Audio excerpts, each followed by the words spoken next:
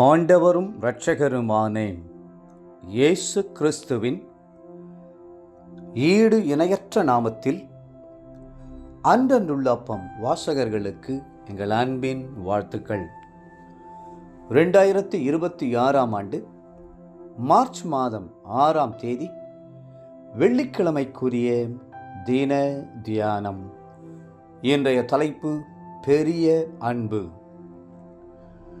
யோவான் 3:16 சொல்லுகிறது, தேவன் தம்முடைய ஒரே பேரான குமாரனை விசுவாசிக்கிறவன் எவனோ அவன் கெட்டு போகாமல் நித்திய ஜீவனை அடையும்படிக்கு அவரை தந்தருளி இவ்வளவாய் உலகத்தில் அன்பு கூர்ந்தார். இவ்வளவாய் அன்பு கூர்ந்தார் என்று வாசிக்கும் போது கல்வாரி நேசருடைய அன்பின் ஆழத்தினை உணர முடிகிறது.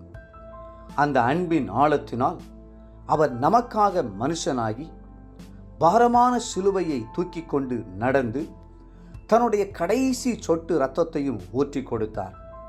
அந்த அன்பு தியாகமான அகாப்பே அன்பு. உலகத்தில் உள்ள எல்லா வகையான அன்பும் கிறிஸ்துவிடத்திலிருந்து தான் ஆரம்பிக்கிறது.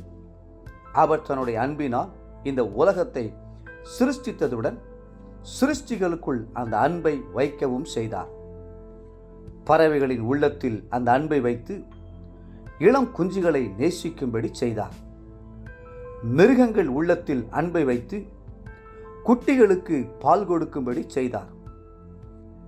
மனுஷருடைய உள்ளங்களிலும் அதை வைத்து குடும்ப வாழ்க்கையை ஆசீர்வாத பாதையில் வழிநடத்துகிறார். அன்பின் ஆரம்பமே கிறிஸ்துதான். யோவான் அவர் முந்தி நம்மிடத்தில் அன்பு கூர்ந்தபடியால் நாமும் அவரிடத்தில் அன்பு கூறுகிறோம் என்று சொல்லி களி கூறுகிறார். 1 யோவான் 4:19. அவர் ஏன் முந்தி நம்மிடத்தில் அன்பு கூர்ந்தார் என்பதை நம்மால் விளங்கிக் கொள்ளவே முடியவில்லை. அவருடைய குணாதிசயமே அன்புதான் என்பது நாம் அறிந்தது. ஒரு பக்தன் ஆண்டவருடைய அன்பை குறித்து அதிகமாய் தியானித்து அதை வர்ணித்து கவிதை ஒன்றை எழுதினான். அந்த கவிதையில் ஆகாயம் முழுவதையும் காகிதமாக மாற்றுங்கள், கடல் தண்ணீர் முழுவதையும் மையாய் மாற்றுங்கள், உலகத்திலுள்ள அத்தனை மரங்களையும் பேனாவாய் மாற்றி அதில் மையை ஊற்றி எழுதினாலும் ஆண்டவருடைய அன்பை எழுத முடியாது. அவருடைய அன்பு அத்தனை ஆழமானது, நீளமானது, உயரமானது என்று குறிப்பிட்டார்.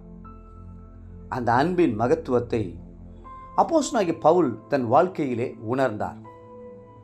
சகல பரிசுத்தவான்களோடு கூட கிறிஸ்துவனுடைய அன்பின் அகலமும் நீளமும் ஆழமும் உயரமும் இன்னதென்று உணர்ந்து அறிவு கெட்டாத அந்த அன்பை அறிந்து கொள்ள வல்லவர்களாகவும் தேவனுடைய சகல பரிபூரணத்தாலும் நிறையப்படவும் அவர் தமது மகிமையினுடைய ஐஸ்வர்யத்தின்படியே உங்களுக்கு அனுக்கிரகம் பண்ண வேண்டும் என்று வேண்டிக் கொள்ளுகிறேன் என்று அவர் குறிப்பிடுகிறார்.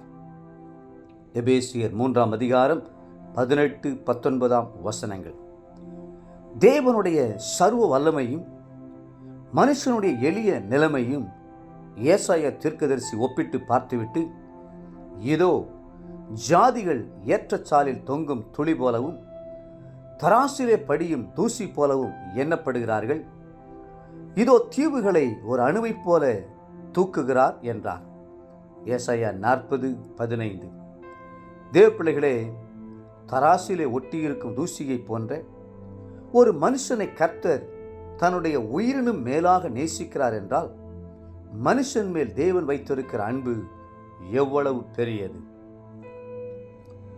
இன்றைய நினைவிற்கு யோவான் 13:1 தாம் இவ்வுலகத்தில் இருக்கிற தம்முடைய இடத்தில் அன்பு வைத்தபடியே முடிவு பரியந்தமும் அவர்களிடத்தில் அன்பு வைத்தார். இன்றைய வேத வாசிப்பு காலை உபாகமம் 1 மற்றும் 2ஆம் அதிகாரங்கள், மாலை மார்க்கு 10ஆம் அதிகாரம் 1 31ஆம் வசனம் முடிய. அன்புக்குரிய அன்றன்றுள்ள அப்பம் வாசகர்களே, மீண்டும் உங்களை வாழ்த்துகிறோம். கிறிஸ்துவின் அன்பு மிகப்பெரிய அன்பு, அந்த அன்பினால் நீங்கள் நிரப்பப்படுங்கள். கர்த்தர் தாமே உங்களை ஆசீர்வதித்து மென்மேலும் உயர்த்துவாராக. ஆமென்.